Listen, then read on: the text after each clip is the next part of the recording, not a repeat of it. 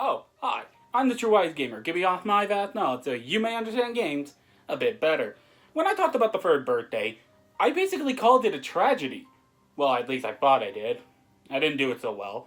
Anyway, I mentioned it was part of the Parasite Eve series, and said that it's a tragedy that the game series ended with pretty much a reboot of a series that really didn't need it, and a garbage game at that pretty much killed the franchise forever.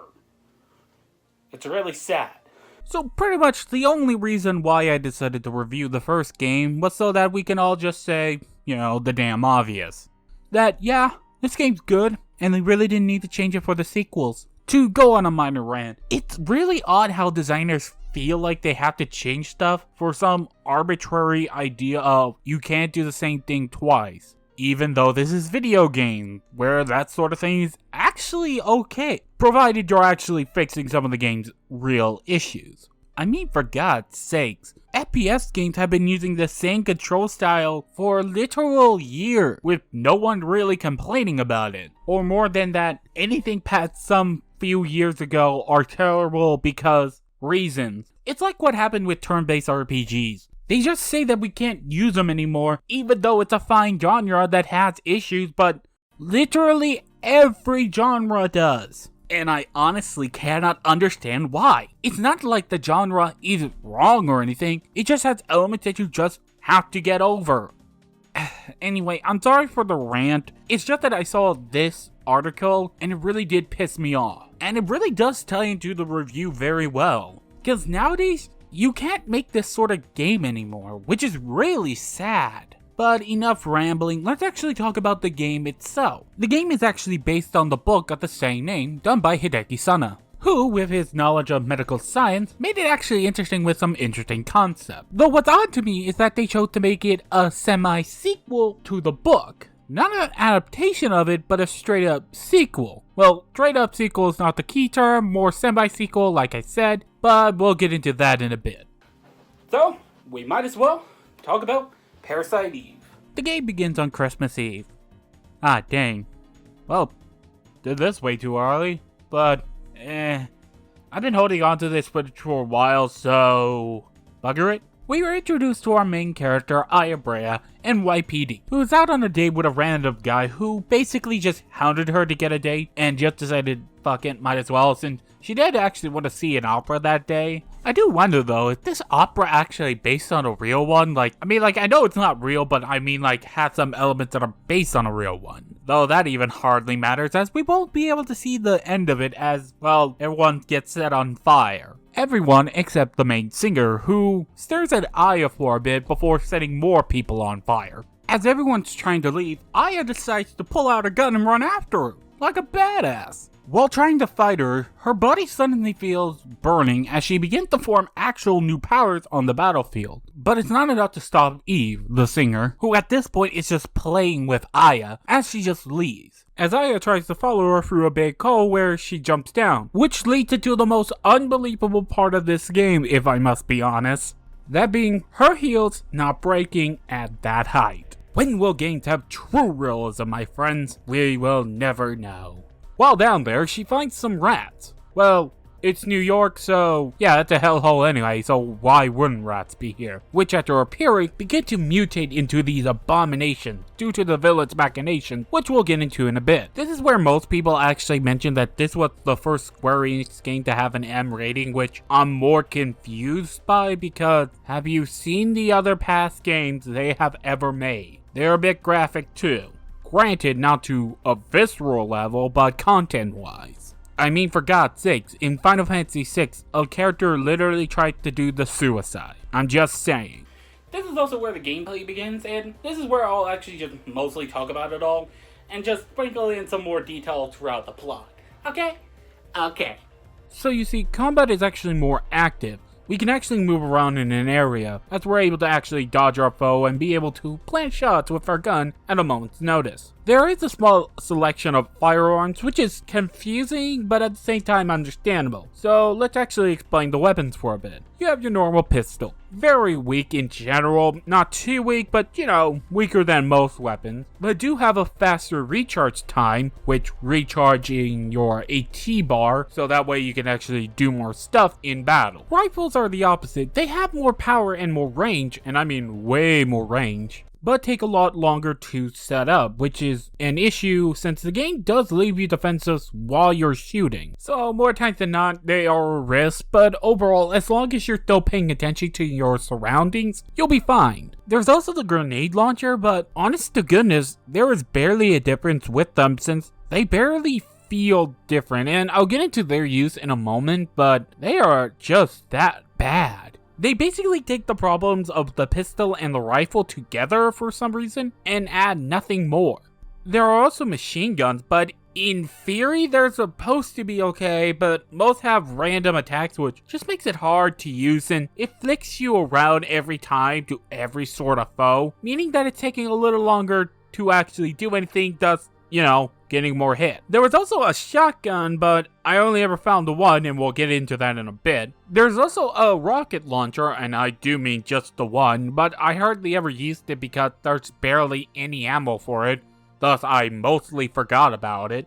And speaking on ammo, you'll never have to truly worry about ammo unless you're just really not getting the mechanics, because mostly ammo is plentiful throughout the game, so you'll never actually have to worry about it ever. Anyway, back to the rocket launcher. It also has radius damage, which is really weird because I thought the grenade launcher would have that too, because it's a grenade launcher, which would actually make it a more interesting weapon since you now have to line your enemies in a certain way, like the shotgun, which has spread damage, thus adding complexity to the mechanics of the game. But let's actually talk about the new powers that Aya has gained, that being her mitochondria powers. No, not midichlorians. Anyway, they are basically powers that are there to aid her rather than being more useful, because overall, sadly, most of them are worthless. Except for the healings, maybe haste, energy shot, and liberation, which I didn't use liberation for stupid reasons. I'll get to that when I get to that. Energy shot is, well, in the name, it's useful because you deal a lot of damage, but its flaw is that after you use it, you need to recharge automatic, which leads you to this destabilized state where you have to wait a moment before doing anything, which is kind of dumb, but it doesn't really matter that much. Though thinking on energy, your Parasite energy has a weird recharge mechanic where basically after a while it recharges slower, which I have no idea why it's there, and none of the reviews I've ever actually seen of the game never truly bothered to mention this mechanic for some reason. I don't get why, and I just thought I would mention it because, again, no reviewer mentioned this. And if you think I'm giving the game a lot of flack, not really. I generally liked the game, and I honestly do feel that the Parasite abilities are useful and are sometimes necessary to survive at times, because more times than not they are just better than using an item, which, speaking of, you can actually do other things in combat as you might need them, since sometimes you might need a medicine, might do better because again you might run out of Parasite energy, or maybe you need to switch out a weapon to deal with a target better, like for example having a fire attribute weapon and needing to switch that out so you can actually deal damage. Now here's a real complaint I can give the game. Attributes don't really do that much. Well, element attributes don't do anything. This is where I need to talk about the tool mechanic. Basically, you can move either stats to another weapon or move an attribute from that weapon to another. It's good on some weapons, but has a problem of basically destroying your weapon afterward. And the problem is there aren't that many weapons in the game. Well, I'll get into that again later on, trust me, because it ties into a lot of other things, so I apologize. Though you can use a super tool which won't destroy them, but they are completely rare, and there aren't that many in the game to begin with. It's like an interesting idea, but it's just done poorly. You see, the mechanic I forgot to talk about was the bonus points. Bonus points are awarded to you after battle, though you don't get them until you level up. You gain more points as you do well in battle. So basically, you don't get hit, you deal all the damage, you get a lot of points. And it's a lot more complicated, and that's just the simplification. And that was the gameplay. It's pretty solid. Yeah, it had its issues, but overall, it actually did make me want to try out the sequel because I honestly don't know what the sequel will be like. So it really does intrigue me. And I think that's a good thing, if anything. But with that out of the way, let's continue on with the plot. So after fighting the rats, we actually begin to explore the area, making sure a clown doesn't escape the grasp of righteousness, even though they're pretty evil. But you get the point, because clowns are evil. Though not as evil as the penguins, they are still a massive threat. While here, we learned that Melissa, the singer that we were talking about earlier, who's Eve now, but again, just gonna call her Eve, it basically shows that she was having issues even before all of this started. Taking some medicine that was trying to help her, but it wasn't really enough. We actually meet up with her again, awakening to her new form. Another fight ensues, but the battle doesn't last long as she escapes again under the piano? Why there, I'll never know, and in fact, I actually got lost here because the game doesn't really make it a point to say, oh, hey, go over there. While in the sewers, we actually find a gun. Why is there a gun in the sewers? It's America, I could buy it. While down there, we have a gator battle, which, it's America, I buy it. And here's where I can talk about bosses, and really one good piece of advice for bosses. When you're fighting them, just stay to their side, like, no joke, it's quite literally the best strategy for most bosses. Granted, not all of them, but for a good chunk of them, yeah. After the battle, she climbs back up to meet up with her partner Daniels, who's a nice guy after punching a rude reporter who, just survived a bloody hell of a night. On the way back, he tries to get some answers, but doesn't press on her too much, so instead they just talk about his life for a moment. Until they hit the station, where she actually explains everything to the department, which, while the chief is a bit sus about everything, he actually does believe her since, after everything that just happened, is the only logical answer. Before a press conference to try to explain what happened, he basically gives you a permit, which is really bizarre in this game. Since you're mostly dealing with fucking monsters, for God's sakes, give her a grenade launcher or something, you know what I mean. Which, let me explain what a permit does. A permit just basically gives your weapon an extra slot to put in more stuff. This is generally good, but overall it causes more problems since you can't do this for all your weapons since you can only do it for a select few. And the only ways you can do that more is either find some trading cards, which you won't find here, you just won't, or getting more permits, which are not that many. Honest to goodness, they should have made junk into this way of upgrading your weapons, so that way it wouldn't feel unnatural. Because otherwise, junk has no real purpose, because junk in the game is just that you need about 300 of them to actually get a good item, but, it takes so long just to get even 100 that it's like, what was even the point? Though that's not to say that Juarez and Torres are bad characters who are there, and they're actually pretty neat characters. Could have used a few more lines to characterize them, but overall are still good. While here also we meet Daniel's kid, who's here to ask him when are they going to the concert. For what? I don't know. They never actually said until later. Though speaking on concerts, and music in general, the music of this game is pretty damn good. Honestly, after hearing a lot of orchestrated music, it's just nice to hear some synth music. It just feels different, The music has a pace to it that doesn't really intrude on everything, but it's actually the vibe of the place. You know what I mean? And I really do love the NYPD office music, because I don't know why, it has a really nice rhythm to it. Anyway, back to the plot. Daniel's actually having some issues with his family since it's a bit strange since, he's a dutiful cop, and he's also divorced from his wife, which is kinda different. I actually would have loved to know why they got divorced, but it's fine, I guess. Angry at his father, Ben decides to just run back home, with Daniels not running after him because they have a lot of important stuff to do. So they decide to try to find some info and decide to go to a doctor named Dr. Clamp, who really doesn't tell them anything other than some sciencey lecture on, well, I say sciencey, it's complicated because it's steeped in science with some weird pseudoscience. It's complicated, and I really won't get into that. The doctor does reveal, though, that he does know something once Aya mentions Eve, but Dr. Clamp, clamps down and just doesn't say anything. You would then think they would just take him to the station for appearing to withhold information about what could be considered terrorism. I'm just saying. Anyway, while out, they also get new info that is a bit shocking, because I legit forgot. You see, that concert I just mentioned, it was for Melissa. What sort of concert was she giving out? On Christmas Day, no less. And if you remember correctly, Ben was there too. So Daniel and Aya rush over there, but Daniel is prevented from entering for some reason. I only mention this because we'll get into this later, but Eve's powers are a little undefined. But anyway, this is where we'll need to enter this place alone. Again. This is also where I need to mention the oddities of map design. See, sometimes I get lost since the map design is a bit off and doesn't direct you to get an item. For example, I need a key to progress, but I couldn't find it. But where could that key be? Well, it was in this drawer. What? You couldn't tell you could interact with the drawer? Yeah, neither could I. This won't be the last time I mention it though. Also, guns in a zoo. Yeah, I buy it. It's America. It's also here that we see more of Eve, as she pretty much killed everyone by turning them into goo. Sorry, had a flashback to the books.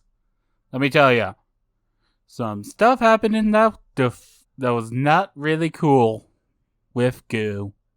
And for some strange reason, we have to go through the backstage for some reason, even though just walking down the stairs would have been faster. I'm just saying. This is where I'll begin to actually introduce this other character that we've been seeing, who Aya recognizes but is unable to tell at the moment. Anyway, we go backstage, confront Eve, when she suddenly pulls out a carriage and asks us to follow her. Yeah. While riding along, she does the generic "join me and we can rule the galaxy" thing, which doesn't work, but I can get her logic in some regard of why she would do that. This is mostly due to because she is dealing with Aya, a character she cannot literally control in any aspect. Thus, she has to ask the question. What do you do with a girl like Aya? Shut up, that joke was good. I'm gonna leave it in here. It was a perfectly legit joke.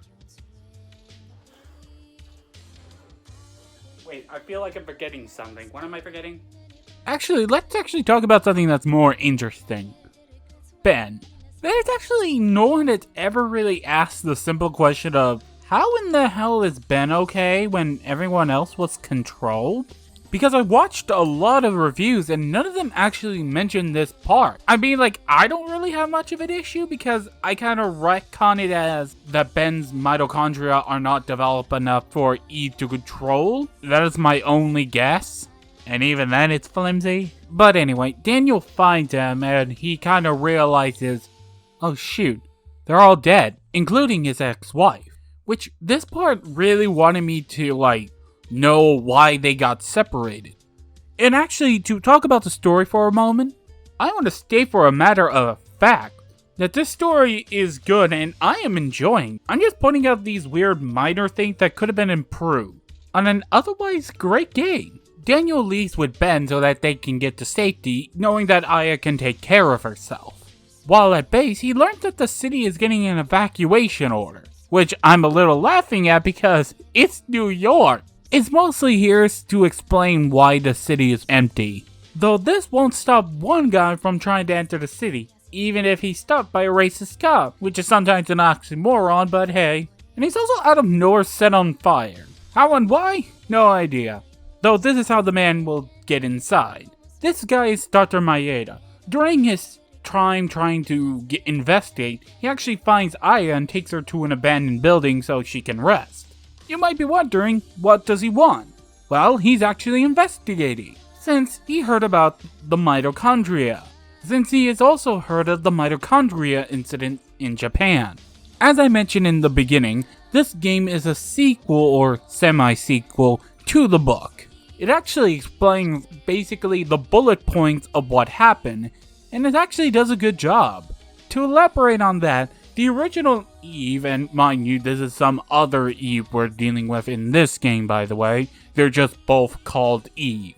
Anyway, the original Eve was trying to make the ultimate being so that it could rule the world through that body since her body was still failing. That didn't work out due to some issues, we'll get into it a bit. Aya, after fighting Eve and hearing this explanation of what's going on, is a bit shaken as she's unsure of her powers and her connection to Eve, since she keeps saying they come from the same source. This leads Aya to believe she will become a monster, but they try to assure her that's being nonsense. While still in denial, she tells them to leave, but Daniel leads her with the words of, "You're still my partner. You'll be fine." You know what I mean? I really like this moment, and it really is a good moment. I really have nothing more to say than, yeah, it's a good scene. The next day, Mayeda tells her that he doesn't believe she'll turn into a monster because, well, there's no evidence to believe that. This is also where he'll begin to give you good luck charms, which are just useless. There are nothing more to them. They are just there. Which is actually something I don't mind. Yeah, I know, right? The game makes no delusions that these things don't do anything. They are there just to take up space. Anyway, Daniel comes in and says, "Hey, let's gear up and rob a gun shop and a pharmacy." Which is easily done because they're down the street. Also, a gun shop that is unbarred? Yeah, I believe that. It's America. This is also where I learned about the hidden item mechanic, where basically items are hidden in places, but you wouldn't know where they are because the game doesn't tell you about them. After gearing up, they decide to go to Clance's lab to experiment so Mayeda can learn a bit more about what's with Eve. While there, they learn that Eve's cells are literally controlling their mitochondria and just making them hers so that she's the only one there. They also look at Aya's cells and they're pretty much actually doing the opposite. They're fighting back from Eve's power. The idea is that most likely, and this is only the conjecture that Mayeda gives, is that after getting into contact with Eve's cells, her body naturally came to be able to resist Eve's powers and develop powers of her own. Why is not explained till later? It's a little complicated, I'll get to that. Soon enough, Clamps comes in and starts actually accusing us of stuff, but it doesn't really matter as soon as he looks at Aya's cells and becomes weirdly fascinated by them. While that is going on, Daniel notices a list on Clamps' computer. A list that included not only Ben's name, but also his ex-wife's name. Daniel then just grabs him and then tries to get answers out of him, but he is told to leave even though that list would actually be enough to, arrest him since that list, it's an HLA list. And just so you know, that's super illegal to own unless you're a doctor at a particular hospital. Granted, they only learned this after leaving, but why not just, you turn back and just grab him? Granted, they wouldn't be able to hold him for long since the precinct was actually attacked by Eve, though not directly. In fact, this entire attack was just a scheme to just get everyone away from what she's truly doing. Well, you see, she needs some, male DNA. You might be rightfully asking, why the hell does she need that for? Well, so she can actually make the ultimate being. Though hey, you might be asking, why did it fail the first time? Well, that's because of the other mitochondria from the father, which rejected it for some reason, even though Eve has control over most of them. They seriously never explain how it works. Aya rushes over to the hospital, and then she realizes a lot of her memories and some other stuff that we've been seeing throughout the game have been memories of this room and of her sister, Maya. And after some more exploring, she also learns that her mother was here, Mariko Brea. Which is weird because that's the same name, or at least the first name, of a character from the first book. I'm not sure if this is a reference or the same character. I'll have to believe it's just a reference. It's my only good guess. Also, Clance had something to do with this. More on that in a bit. When we reach Eve, it's already too late. She's already got what she needs and is no longer even attempting to get Aya on her side, showing that, yeah, she's really got more powerful over time. I have to actually mention something odd the game does. For whatever reason, the game just pauses for no actual reason. Like, the next 2 sections, until you reach the museum, is entirely pointless, which is really odd. And to even be fair to the game, it's not like these areas are bad. I mean, it's where you get the shotgun, man's best friend. After going through the sewers and not doing much, you have to switch discs, where I actually have to mention something now. See, I emulated the game. I don't have an issue for doing so when I'm recording a game, since, you know, it's illegal to use emulators, just ROMs are illegal. Yeah, honestly, people forget that part because, yeah, it's a thing. Look it up, PS2 emulators. And also, for such a reason, my console, my PS3, was acting up and FMVs were just stuttering for no real reason. And honestly, talking about switching discs for a moment, it's a little weird because, content-wise, this game's really short. There's a lot of FMVs, which I could guess takes up a lot of space, but at the same time, I'm a little confused because this game's actually pretty short, like 10 hours if you know what you're doing. Hell, now thinking about it, what was the point of the other disc? While I'm mentioning non-important stuff, there is also a warehouse that you don't need to go through. It's an entirely optional area. You do get the rocket launcher though. Also, here's a giant enemy crab. You know, one of these days I'm actually gonna do that game because I own it. Just not now. After searching the city, we have to go to the museum where we find Clamp, where he actually explains his involvement with everything. See, he learned about the mitochondria stuff after coming into contact with Maya, who had Eve in her. Well, this Eve, not the other Eve, just to be clear. And after the crash, basically Eve mind-controlled Mariko to make it so that her family could give their organs, then made her crash into another car so that her organs could be transferred elsewhere to a new host. For some reason. That new donor, by the way, was Melissa, or the body Eve's in right now. Though I'm not entirely sure about the explanation I just gave because, again, things are not properly explained about, like, if Eve can control people, why does she do that all the time? You know what I mean? There could be also the possibility that this was just a lucky series of events that allowed Eve to grow. Possibly? It's unsure. Anyway, Clance actually also gave Melissa over time some drugs that were actually immune suppressants, basically allowing Eve to more easily control Melissa. But wait a moment, he was also involved with the hospital with the male DNA. What the hell does he have to do with any of that? Well, you see, my friend, he was actually trying to make it so that the DNA doesn't have mitochondria for some reason. I don't know how that's even possible, but hey, you go for it. Science fiction and all that. Though it hardly matters in the end, as Clamp actually gets killed by Eve, who honestly couldn't give a shit about him, so, you know, 2 birds with 1 stone, try to kill them all in one spot. It, however, did not work at all. They also do another scene with Aya, showing that while he was evil, she didn't want this to happen to him, showing a level of compassion about her, which, let's actually back up a bit and talk about Aya as a character for a moment. I really haven't mentioned her, and that's mostly true, but that's mostly because I can't complain about her. She's a good lead that has some memorable lines. I mean, I feel like everything needs a little more one-liners, but hey, that's just me. She feels natural? If that makes any sense, I'll try to explain my reasoning. She doesn't feel like one of those action heroes, but still has some of those qualities while still retaining some different qualities. She also has very natural dialogue of speaking. I can't help but just be happy of having a good example of getting to the point without leaving out character.